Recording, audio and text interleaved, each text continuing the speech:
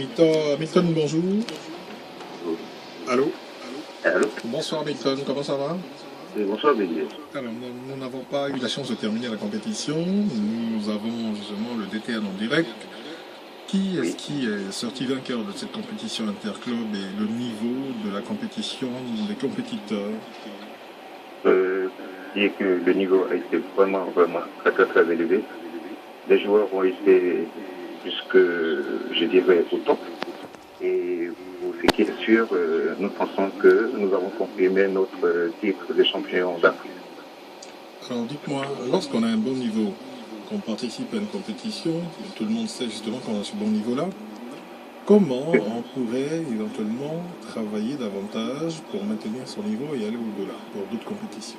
Pour vous qui êtes le DTN. Je ne sais pas vous dire. Lorsqu'on a un bon niveau, comment travailler pour s'améliorer? C'est vrai que le plus important pour nous, c'est de garder le niveau. Et déjà avec le niveau que nous avons, nous sommes obligés, franchement, de doubler, je dirais, nos entraînements. Actuellement, nous faisons tout pour encadrer nos sportifs, les équiper, surtout les clubs, et préparer la relève. Donc, soyez sûrs que nos athlètes bossent dur. Ils peuvent poursuivre le football qui, dorénavant, savent que peut nourrir son nom. Et Pascal, bonsoir. Bonsoir Didier. Alors, nous avons parlé justement de la danse sportive il y a un peu plus de 45 minutes. Nous revenons. Qu'est-ce que vous pouvez nous dire concernant cette discipline, redéfinition de la danse sportive pour ceux qui nous prennent en marche maintenant? D'accord, comme je le disais tout à l'heure, la Zumba est une danse d'origine colombienne. La Zumba, c'est quoi? C'est la danse sportive et aussi permet aussi de raffermir les muscles et l'épanouissement du sujet. Voilà. Ok. Alors, vous êtes parti de la Côte d'Ivoire. Comment vous avez appris la danse sportive, la Zumba, et vous nous avez parlé de danse indienne, de danse arabe?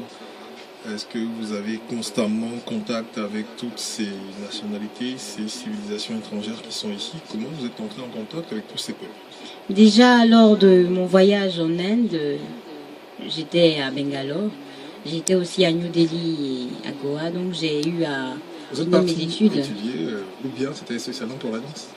Je suis partie pour étudier et j'ai profité pour aussi me former en danse indienne par rapport à la Zumba et aussi la danse orientale, la danse arabe. Voilà. Ok.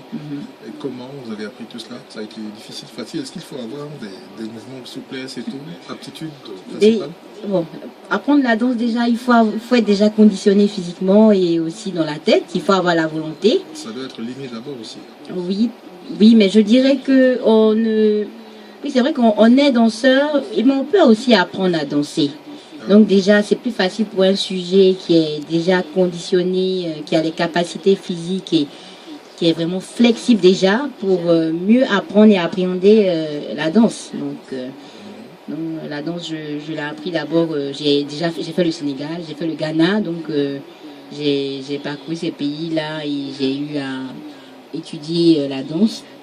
Voilà, donc pour dire quoi? C'est pour dire que comme je disais, j'ai eu un bachelor en administration, spécialité management, un diplôme A1 en marketing et un certificat d'études en graphic design. Pour l'instant, à quoi ça sert tout cela? Ou bien vous avez mis tout cela un peu en stand-by pour voir la danse? Non, vous faites les deux? non, c'est pas que je fais les deux, c'est-à-dire que je me suis formée dans les deux secteurs, mais je finis danseuse. Je finis danseuse, voilà.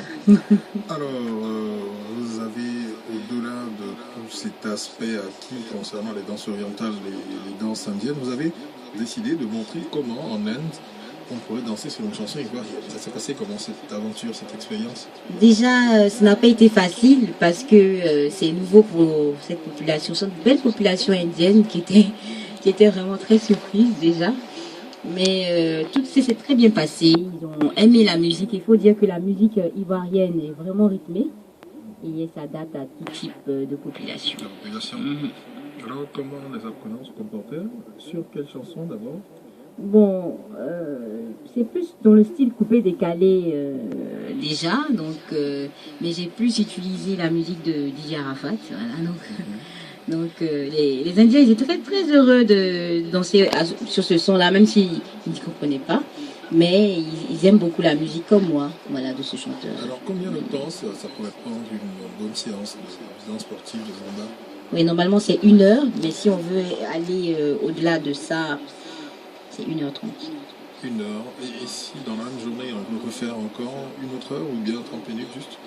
Je pense qu'il est conseillé par rapport à l'équilibre physique de plutôt pratiquer la Zumba un jour à un autre, mais pas de façon continue sur une seule journée. Si on a vraiment pour ambition de casser le ventre ou bien de maigrir, mais il ne faut pas exagérer. Mais il ne faut pas exagérer. Hein. Ok, c'est bien compris. Nous allons venir encore et parler de toutes ces aptitudes que vous avez et puis donner un petit cours en direct pour adresser un message à toutes ces personnes qui aimeraient découvrir la Zumba. D'accord. Petite escale musicale et permettre justement à Antoine Kouassi de nous offrir une ou deux chansons. On se retrouve dans quelques instants.